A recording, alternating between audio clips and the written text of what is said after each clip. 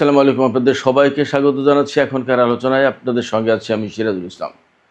দর্শক, মধ্যপ্রাচ্য থেকে আমেরিকার ঘাঁটি এবং সেনা প্রত্যাহারের চিন্তা করছে মার্কিন প্রেসিডেন্ট ডোনাল্ড ট্রাম্পের প্রশাসন। তার কারণ কি? তার কারণ একটাই, ইরানের হামলায় এগুলো এত ভয়ঙ্করভাবে ক্ষতিগ্রস্ত হয়েছে যেগুলো ঠিকঠাক করা অনেক কঠিন ব্যাপার। শুধু তাই না, ঠিক করার পরে এইগুলোর নিরাপত্তা নিশ্চয়তা কে দেবে? সেই নিশ্চয়তা মার্কিন প্রশাসন পাচ্ছে না। এদিকে আমেরিকা যুদ্ধে কার্যত ইরানের বিরুদ্ধে হেরে গিয়ে এখন ইরানের উপরে মারাত্মক রকমের অর্থনৈতিক নিষেধাজ্ঞা দেওয়ার ঘোষণা দিয়েছেন ডোনাল্ড ট্রাম্প। ইকোনমিক ডুমসডে ঘোষণা দিয়েছেন। ডুমসডে মানে একদম কিয়ামত দিবস, অর্থাৎ ইরানের বিরুদ্ধে একদম কিয়ামত নাজিল করে দেবে, এই রকম নিষেধাজ্ঞা দিয়েছেন। কিভাবে তিনি ইরানের বিরুদ্ধে এই কিয়ামত নাজিল করে দেবেন অর্থনৈতিক খাতে? 47 বছর ধরে তো ইরান এই অর্থনৈতিক নিষেধাজ্ঞার ভেতরেই ছিল। কি করবে এখন ডোনাল্ড ট্রাম্প? এপাশে তুরস্ক এবং ইসরায়েল নিয়ে কিন্তু বড় খবর আছে। সেটি হচ্ছে, তুরস্ক এরই মধ্যে রাতের অন্ধকারে সিরিয়ায় সামরিক এবং প্রতিরক্ষা সরঞ্জাম পাঠাচ্ছে। কেন পাঠাচ্ছে? তুরস্ক ঘোষণা করেছে বা তুরস্ক বলছে, ইসরায়েল সিরিয়ায় তার অবস্থানে যে হামলা করেছে তার জবাব দেওয়ার বৈধ অধিকার তুরস্কের আছে। তাহলে সবচেয়ে বড় প্রশ্ন আসছে, তুরস্ক এবং ইসরায়েল কি সামরিক সংঘাতে জড়িয়ে যাচ্ছে? তার মানে কি দুই দেশের মধ্যে যুদ্ধ আসন্ন? এই জন্যই কি তুরস্ক আগেই বুঝতে পেরে মক্কা চুক্তি নামে পাকিস্তান সৌদি আরবের সাথে চুক্তি করেছে এবং মিশরকে এই দলে ভেড়াতে চাইছে কি ইসরায়েলকে মোকাবেলা করার জন্য? সুপ্রিয় দর্শক, এই বিষয়গুলো নিয়েই আজকের এই ভিডিওতে বিস্তারিত আলোচনা করব। আশা করি আপনারা শেষ পর্যন্ত সঙ্গে থাকবেন। আর ভিডিও যদি ভালো লাগে তাহলে লাইক, কমেন্ট, শেয়ার করবেন এবং চ্যানেলটি সাবস্ক্রাইব করে সাথেই থাকবেন। দর্শক, চলুন আমরা বিস্তারিত কথা বলি। প্রথম কথা হচ্ছে, ডোনাল্ড ট্রাম্পের প্রশাসন মধ্যপ্রাচ্যের যে সমস্ত ঘাঁটি ছিল আমেরিকার, সেই সমস্ত ঘাঁটিগুলো মোটামুটি পরিত্যাগ করার, ছেড়ে দেওয়ার চিন্তা করছেন। কারণ হচ্ছে যে এই যে 6 মাস ধরে কম বেশি যে যুদ্ধ চলেছে ইরানের সাথে, এই যুদ্ধে মার্কিন ঘাঁটিগুলো ব্যাপকভাবে ক্ষতিগ্রস্ত হয়েছে। আপনারা শুনলে অবাক হবেন যে কাতারের আলুদেদ বিমান ঘাঁটিতে কিন্তু সেন্টকমের সদর দপ্তর ছিল। এই সদর দপ্তর এক পর্যায়ে সরিয়ে জর্দানে নিয়ে গেছে। সেখান থেকে সরিয়ে এখন শোনা যাচ্ছে দিয়েগো গার্সিয়া এই দ্বীপে নিয়ে গেছে। এটা কিন্তু ব্রিটিশ দ্বীপ। এই ব্রিটিশ দ্বীপের ভেতরে আমেরিকার সামরিক ঘাঁটি আছে। সেই ঘাঁটি থেকে এখন সেন্টকমের কার্যক্রম পরিচালনা করা হচ্ছে। ওমান উপকূল থেকেই সেন্টকমের দূরত্ব হচ্ছে 3500 থেকে 4000 কিলোমিটার পথ। ইরান থেকে আরও দূর। সেক্ষেত্রে অনেক দূর থেকে এখন সেন্টকমের কার্যক্রম পরিচালনা করতে হচ্ছে।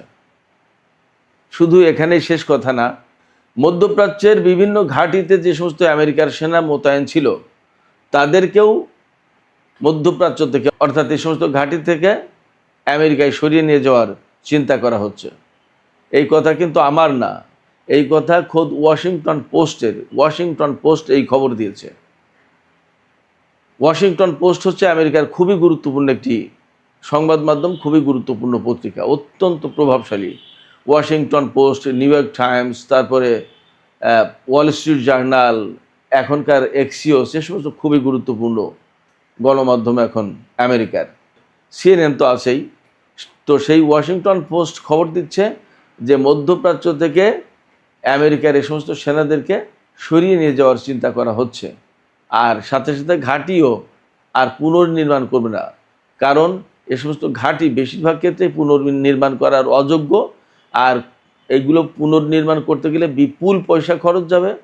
এবং সবচেয়ে বড় কথা, এই ঘাঁটিগুলো পুনর্নির্মাণ করলো বা করা শুরু করলো, আবার যদি সেখানে ইরান হামলা চালায় তাহলে কি করবে? এই ঘাঁটিগুলো আর ইরানের মুখে আমেরিকা কোনোদিন আস্ত রাখতে পারবে বলে মনে হয় না, এবং সেই ভরসা তাদের নেই। যার কারণে মধ্যপ্রাচ্য থেকে আমেরিকা ঘাঁটি এবং সেনা সবই সরিয়ে নিয়ে যাওয়ার চিন্তাভাবনা করছে। আমি আপনাদেরকে একটা বিষয় পরিষ্কার করি, এটা কিন্তু এখনও চিন্তাভাবনার পর্যায়ে রয়েছে, এ নিয়ে আলোচনা হচ্ছে, বিষয়টি বিবেচনা করা হচ্ছে, কিন্তু ফাইনাল ডিসিশন হয়নি। তবে যে পথে গেছে আমেরিকা, যে পরিস্থিতি তৈরি হয়েছে, তাতে তাদেরকে ফাইনাল ডিসিশন নিতে হবে। ইরানের বিরুদ্ধে আমেরিকা যুদ্ধ করতে এসে ব্যাপকভাবে অর্থনৈতিক ক্ষতির মুখে পড়েছে। আপনারা শুনলে অবাক হবেন, এতদিন ৩৫ ট্রিলিয়ন আমেরিকার যে বৈদেশিক এবং অভ্যন্তরীণ ঋণের পরিমাণ ছিল, সেটা ছিল ৩৫ ট্রিলিয়ন মতো বা ৩৭। আজকে খবর দেখলাম যে ৪০ ট্রিলিয়নে গেছে। তার মানে প্রচণ্ডভাবে একটা ঋণগ্রস্ত জাতি।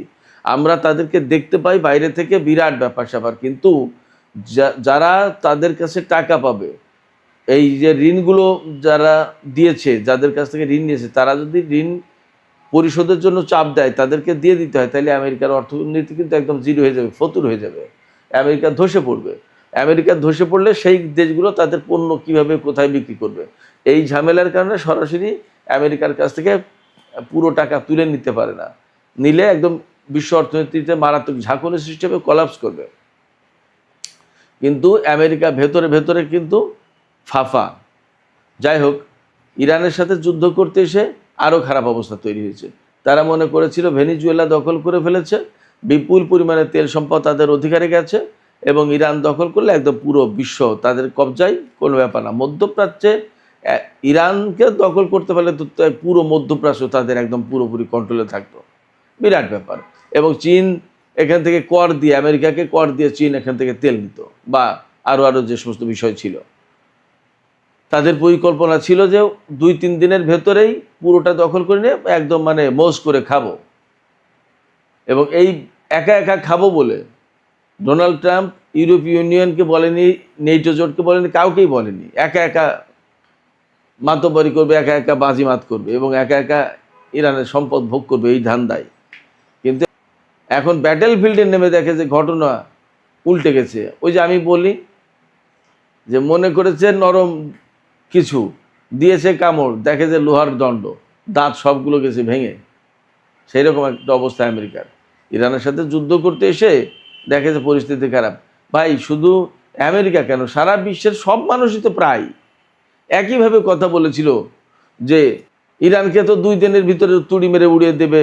ইসরায়েল এবং আমেরিকা যখন লেগেছে তখন কি ইরান টিকতে পারবে? ইরানের বিমান বাহিনী নেই, নৌবাহিনী নেই, কী দিয়ে যুদ্ধ করবে, কত কিছু। এবং এই যুদ্ধকে নাম দেওয়া হয়েছিল অ্যাসিমেট্রিক যুদ্ধ, অসম যুদ্ধ। মানে ইরান একটা খুব দুর্বল ছোট ফকির দেশ, আর আমেরিকা বিরাট হাতি পালোয়ান, তার সাথে যুক্ত হয়েছে ইসরায়েল। এই যুদ্ধকে অ্যাসিমেট্রিক যুদ্ধ বলেছে সবাই, আমি শুধু কখনোই বলিনি অসম যুদ্ধ। আমি সবসময় বলেছি এই যুদ্ধে ইরান প্রচণ্ডভাবে শক্তিমত্তা নিয়ে লড়াই করবে। শুধু তাই না, সম্ভবত বিশ্বে আমি একমাত্র ব্যক্তি যে ব্যক্তি বলেছে ইরান তার বিমান শক্তি দেখাতে পারে, সক্ষম, দেখাবে। আমার এই কথা ফেসবুকে পোস্ট দেখে বা ইউটিউবে আলোচনা শুনে সবাই হাসাহাসি করেছে। অনেকে বলেছে যে ইরানের বিমান তো ভাঙাড়ির দোকানে বিক্রি হবে না, ইরানের কি বিমান আছে নাকি, কি করবে, কিছুই নেই, নানান কথা। আমি বলেছি যা আছে তাই দিয়েই দেখেন কত কিছু করবে, দেখায়নি তারা। বলা হচ্ছে দ্বিতীয় বিশ্বযুদ্ধের পরে এই প্রথম মার্কিন বাহিনীর উপরে কোনো দেশ বিমান হামলা করলো, বিমান হামলা। আর আমেরিকার সেনারা যে ব্রেন ইনজুরিতে ভুগছে ক্ষেপণাস্ত্রের আঘাতে, তাদের তো মাথায় আঘাত আনেনি, ক্ষেপণাস্ত্রের এত ভয়াবহ শব্দ এবং ভূকম্পন, তারা ট্রমাটাইজ হয়ে গেছে, ব্রেন গোলমাল পাকিয়ে যাচ্ছে সবগুলোর। কারণ তারা ক্ষেপণাস্ত্র মেরে অভ্যস্ত, ক্ষেপণাস্ত্রের আঘাত খেয়ে অভ্যস্ত না। তো ইরান সেটা দেখিয়েছে। কম ঠেলায় আমেরিকা মধ্যপ্রাচ্য থেকে ঘাঁটি এবং সেনা প্রত্যাহারের চিন্তা করছে না। এইখানে খেলা অন্য একটা জমবে। সেই খেলাটা জমবে বলতে জমে গেছে। আমেরিকা যখন এখান থেকে সরে যেতে বাধ্য হচ্ছে, কেন? কোনো মতেই রাজনৈতিক কূটনৈতিক চাপের কারণে না, একেবারে সরাসরি সামরিক সক্ষমতা দিয়ে ইরান আমেরিকাকে এই কাজ করতে বাধ্য করছে। এখন এটা সামরিক বিজয় ইরানের। তো সামরিক দিক দিয়ে যখন এই রকমের চাপ সৃষ্টি করেছে, আমেরিকাকে নতজানু করে ফেলেছে, তখন এই যে আমির উমরা সাহেব, রাজা বাদশারা মধ্যপ্রাচ্যে যারা ছিলেন এবং তাদের প্রভু আমেরিকাকে যারা এতদিন এখানে আশ্রয় দিয়েছিলেন, এবং আশ্রয় কেন, তার আমেরিকার নিরাপত্তার চাদরে তারা নিজেদেরকে আবৃত করে ফেলেছিল যে আমরা একদম সেফ, আমেরিকা আছে, সমস্ত সব কিছু তারা করবে। এখন আমেরিকা যখন চলে যাবে এখান থেকে, এই ঘাঁটিগুলোর কি হবে? এই জায়গায় সবচেয়ে বড় একটা প্রশ্ন আছে। এই যে মক্কা জোট হলো, এই মক্কা জোটের আসল উদ্দেশ্যটা কি? এই মক্কা জোট যদি ইসরায়েলকে মোকাবেলার জন্য বা আদার শক্তি, তাদের শত্রু যারা, তাদের মোকাবেলার জন্য যদি গঠন হয়ে থাকে, সেটা এক হিসাব। আর এটা যদি ইরানকে মোকাবেলার বা ইরানের সাথে যে সমস্ত প্রক্সি ফোর্স আছে তাদের মোকাবেলার জন্য হয়, তাহলে কিন্তু আর এক হিসাব। এবং তখন আমেরিকা ইসরায়েলের সাথে যুদ্ধের পরে এই জোট, যে এই জোটের সাথে ইরান এবং এই প্রক্সি ফোর্সের যুদ্ধ হবে, এটা কিন্তু অনিবার্য। ব্যাপারটা যদি এইভাবে যায়, কেন বলছি এই কথা? বলছি এই কারণে, না, এই প্রসঙ্গটা আমি রাতের ভিডিওতে আলোচনা করি। মক্কা জোটের সাথে ইরানের কেন সংঘাত অনিবার্য হয়ে উঠতে পারে, আমি সেই প্রসঙ্গটা রাতের ভিডিওতে আলোচনা করি। এখন আর এদিকে যাব না, আমি ইসরায়েল এবং তুরস্ক প্রসঙ্গটা বলি। আর এর আগে আমেরিকা যে ইরানের উপরে ইকোনমিক ডোমসডে ঘোষণা করেছে, সেইটা নিয়ে একটু ছোট্ট করে আলোচনা করে তুরস্ক ইসরায়েল আলোচনা করে শেষ করব এখনকার ভিডিও। ডোনাল্ড ট্রাম্প ইরানের বিরুদ্ধে ইকোনমিক ডোমসডে ঘোষণা করেছে। ইকোনমিক ডোমসডে ঘোষণার মানে কি? এর মানে হচ্ছে যে ইরান কোনোভাবেই কারোর সাথে কোনো ব্যবসায়িক লেনদেন, কোনো আর্থিক লেনদেন পৃথিবীর কোনো দেশের সাথে করতে হবে না। আমেরিকা বলেছে ইরানের সাথে কোনো দেশ যদি সামান্যতম বাণিজ্য লেনদেন এই সমস্ত করে, অর্থনৈতিক কর্মকাণ্ড পরিচালনা করে, তার বিরুদ্ধে নিষেধাজ্ঞা দেওয়া হবে। এখন বিশ্বের বহু দেশ যদি মিলে বলে যে না, আমরা আমেরিকার এই কথা মানবো না, আমাদের প্রয়োজনে ইরানের সাথে আমাদের লেনদেন করতে হবে, আমরা করব, তাহলে আমেরিকা কি করবে? যদিও এই ব্যাপারটা একদম সহজ না, এটা বলবে না অনেকেই, কারণ পৃথিবীতে আমেরিকাকে উপেক্ষা করা বা আমেরিকার চোখে চোখ রেখে কথা বলার সাহস খুব কম দেশের নেতার, কম দেশের আছে, কম দেশের সরকারের আছে, যার কারণে তারা এই কথা বলতে পারবে না। তারা মুখে এক কথা বলবে আর অন্তরে আর এক কথা পুষে রাখবে। অন্তরে আমেরিকাকে ঘৃণা করবে, কিন্তু মুখে তার সাথে ঠিকই বন্ধুত্ব রাখবে। এগুলো হলো দ্বিচারিতা, ইসলামী পরিভাষায় মুনাফিকি বলা হয় সম্ভবত। যাই হোক, এটা শুধু মুসলিম দেশগুলো করছে না, হিন্দু, মুসলিম, বৌদ্ধ, খ্রিস্টান সবাই করছে। আমেরিকার সাথে সম্পর্ক রেখে তাদেরকে চলতে হবে। তবে আমি আপনাদেরকে বলি, আমার বিশ্বাস যে সামনে যে ব্রিক্স সম্মেলন বা এর আগেও জরুরি পরিস্থিতিতে হয়তো অনেকেই মিটিং করতে পারে বা ভেতর আলাপ আলোচনা করতে পারে, ইরানকে পৃথিবীর অনেক দেশ এখন আর মাইনাস করবে না, তারা লেনদেন করবে। চীন তো কিছুদিন আগেই বললো, আমি ইরানের সাথে কি করব না করব, কোনটা লেনদেন করব কোনটা করব না, সেটা আমার ব্যাপার, তুমি তো ডিকটেট করতে পারো না। এবং চীন তো আমেরিকার কথাই চলে না। আমেরিকা কি টাকা দিয়ে চীনের অর্থনীতি পরিচালনা করে যে চীন তার কথা মতো চলবে? চীন তার প্রয়োজন মতো সিদ্ধান্ত নেবে যে আমি কার সাথে লেনদেন করবো, কার সাথে করবো না, কার সাথে কতটুকু লেনদেন করবো, কতটুকু করবো না। বিশ্বের প্রত্যেকটি রাষ্ট্রকে আমেরিকা এইভাবে জোর করে বাধ্য করতে পারে না, এটা কোনো আইন হতে পারে না। এবং সবচেয়ে বড় কথা কি, এই যে অর্থনৈতিক নিষেধাজ্ঞা এইভাবে দিল বা দিচ্ছে, তারা কতটুকু বাস্তবায়ন করতে পারবে এবং ইরান মরে যাবে নাকি টিকে থাকবে, সে প্রশ্ন তো আছে। 47 বছর ধরে ইরান যেহেতু আমেরিকার নিষেধাজ্ঞার ভেতরে ছিল, সারা বিশ্ব একসময় ইরানকে বয়কট করেছিল। এখন তো অনেক দেশ ইরানের সাথে লেনদেন করে সুখী হয়, খুশি হয়, সেই অবস্থা নেই। যাই হোক, তো ইরান নিশ্চয়ই টিকে যাবে, টিকতে পারবে। কিন্তু প্রশ্ন হচ্ছে যে এই যে আমেরিকা ইরানের উপরে এভাবে ভয়ঙ্কর নিষেধাজ্ঞা দিল, এই নিষেধাজ্ঞা দেওয়ার মানে কি? এই নিষেধাজ্ঞা দেওয়ার মানে হচ্ছে ইরানের জনগণ, শিশু, নারী, বৃদ্ধ, ইরানে তো সব মুসলমান না, খ্রিস্টান, ইহুদিও তো আছে, তারা সবাই যাতে না খেয়ে মরে, ব্যাপারটা তো এই। তো একটা দেশের জনগণকে না খেয়ে মারার ব্যবস্থা করার, উদ্যোগ নেওয়ার অধিকার বিশ্বের কোনো আইন দিতে পারে? এটা কেমন কথা? এটা কেমন আইন, কেমন মানবতা? তারা গণতন্ত্রের কথা বলে, তারা মানবতার কথা বলে, তারা মানুষের অধিকারের কথা বলে। এই কি মানবতা, এই কি গণতন্ত্র, এই কি মানুষের অধিকার? এই প্রশ্ন রেখে আমি ইসরায়েল এবং তুরস্ক প্রসঙ্গে চলে যাচ্ছি। তুরস্ক থেকে বলা হচ্ছে ইসরায়েল সিরিয়ায় তুরস্কের যে অবস্থানে হামলা চালিয়েছে, এই হামলাটা মূলত তুরস্কের উপরেই হামলা, এবং এই হামলার জবাব দেওয়ার বৈধ অধিকার রাখে তুরস্ক। তুরস্ক মনে করছে তার লোকজন, তার লজিস্টিক সাপোর্ট সিরিয়ার বিমানবন্দরে ছিল এবং সেখানে সেই বিমানবন্দর রিবিল্ডিং, পুনর্গঠনের কাজ করছে তুরস্ক। সেখানে যে সমস্ত যন্ত্রপাতি, কলকবজা, লোকজন যা ছিল সমস্ত সবকিছু তুরস্কের। সেখানে হামলা মানে তুরস্কের উপরেই হামলা। তো নিজের আত্মরক্ষার অধিকার তুরস্কের যেহেতু আছে, তুরস্ক সেই জায়গা থেকে বলছে যে আমি এই হামলার জবাব, এই হামলার প্রতিক্রিয়া দেখানোর অধিকার রাখি এবং আমরা দেখাবো। এবং আমি একটা ভিডিও ফুটেজেই দেখলাম, এটা বাইরের কোনো প্রচারণা নাকি আমি জানি না, বাট দেখলাম যে রাতের অন্ধকারে তুরস্ক সিরিয়ায় সামরিক সরঞ্জাম, প্রতিরক্ষা সরঞ্জাম এগুলো পাঠাচ্ছে এবং বলা হচ্ছে তুর্কি গোয়েন্দা সংস্থার তত্ত্বাবধানেই এই কাজগুলো করা হচ্ছে। এবং এখান থেকে ধারণা করা হচ্ছে বা বলা হচ্ছে যে তুরস্ক ইসরায়েলের বিরুদ্ধে একটা প্রতিশোধমূলক হামলা চালাতে পারে, বা ইসরায়েল যদি তুরস্কের বিরুদ্ধে আবার নতুন করে হামলা চালায় তা প্রতিরোধ করার জন্য এই সামরিক শক্তি সঞ্চয় করছে সিরিয়াতে। এবং চলতি মাসের শেষ দিকে তুরস্কের 4 দেশের বৈঠক আছে। গতকালকেই দাওয়াত দিয়েছে বিভিন্ন দেশের পররাষ্ট্রমন্ত্রীকে, পাকিস্তানের পররাষ্ট্রমন্ত্রীকে, মিশর, সৌদি আরবের পররাষ্ট্রমন্ত্রীকে। এই 4 দেশ হলো তুরস্ক, সৌদি আরব, মিশর এবং পাকিস্তান। এই 4 দেশের পররাষ্ট্রমন্ত্রীরা এই মাসের শেষের দিকে, আজকে তো 20 তারিখ, এই মাসের শেষের দিকে তারা বসবে।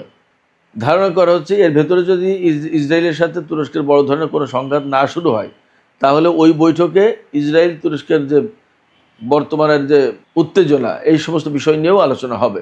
এবং সম্ভবত ওই বৈঠকে মিশরের যোগদানের বিষয়টি গুরুত্ব দিয়ে আলোচনা হতে পারে, এমনকি যোগদানের বিষয়টি নিশ্চিত করাও হতে পারে। দেখা যাক পরিস্থিতি কি দাঁড়ায়। তো সুপ্রিয় দর্শক, এখনকার আলোচনা এখানে শেষ করতে চাইছি। আলোচনা শেষের আগে আপনাদের কাছে মতামত জানতে চাই, আমেরিকা যে মধ্যপ্রাচ্য থেকে তাদের সামরিক ঘাঁটি সরিয়ে নেওয়ার চিন্তা করছে, তাদের সেনা প্রত্যাহারের চিন্তা করছে, বিষয়টা কি চূড়ান্তভাবে সিদ্ধান্ত হতে পারে, অর্থাৎ চূড়ান্তভাবে সেনা এবং সামরিক ঘাঁটি সরিয়ে নিতে পারে? আপনাদের কি মনে হয়? এবং এই যে ঘাঁটি সরিয়ে নিয়ে যাওয়ার চিন্তা করছে, সেনা প্রত্যাহারের চিন্তা করছে, এটা কি আপনারা মনে করেন ইরানের সামরিক চাপের কারণেই আমেরিকা এটা করতে বাধ্য হচ্ছে? আপনাদের মতামত জানিয়ে কমেন্টে লিখতে পারেন। আর ভিডিও ভালো লাগলে লাইক, কমেন্ট, শেয়ার করবেন এবং চ্যানেলটি সাবস্ক্রাইব করে সাথেই থাকবেন।